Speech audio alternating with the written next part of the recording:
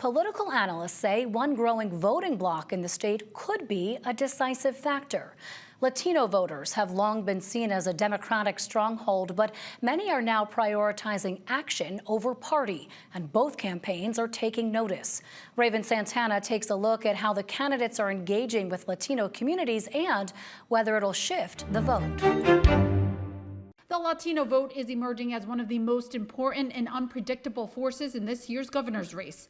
Once a reliably Democratic constituency, many Latino voters say they're looking beyond party labels and focusing instead on who shows up, listens, and delivers. I'm telling you, I'm leaning towards him for the aforementioned reasons. He's just showing up. I think he knows the issues.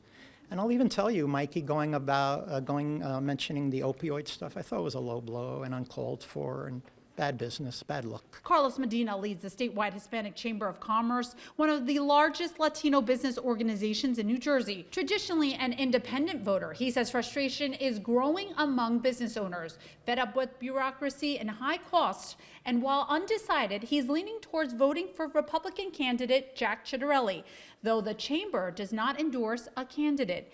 A recent state disparity study found Hispanic and Black-owned businesses receive less than 1% of all state contracts. We're ranked as one of the most difficult states to do business with.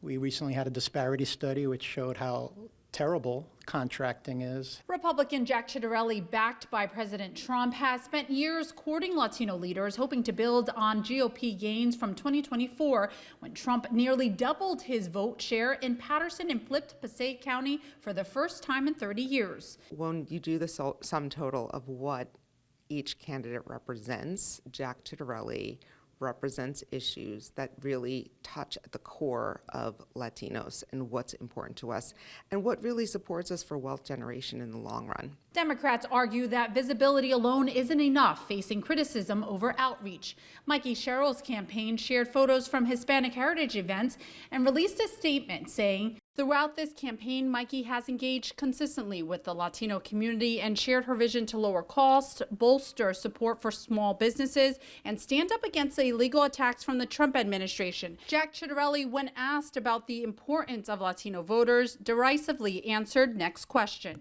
Sherrill's allies say Latino voters' top concerns are economic, not partisan. Just today, the Latino Action Network endorsed Sherrill. Our membership saw him too closely aligned with the Trump and MAGA current policies.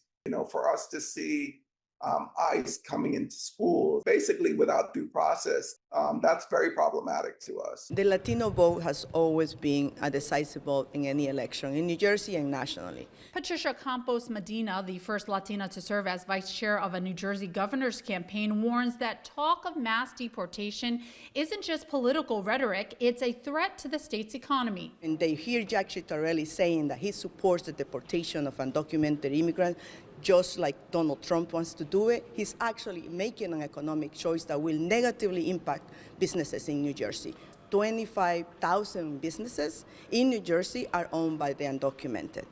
They are generating billions of dollars in tax receipts. The Ciattarelli campaign insists its message is resonating, especially with Latinos who believe the states are on the wrong track. Spokesperson Kenny Gonzalez released a statement saying, "Jack has been clear on his stance regarding illegal immigration. Anyone here illegally who has committed a crime or who has scammed government assistance programs has to go back." Mikey Sherrill has offered no solutions for us, while Jack is all over the state and Hispanic communities telling us, make the American dream more attainable for Hispanics here in New Jersey. Latinos now make up nearly 22% of New Jersey's population, but turnout among voters of color often dips in off-year elections, meaning their participation could determine the outcome.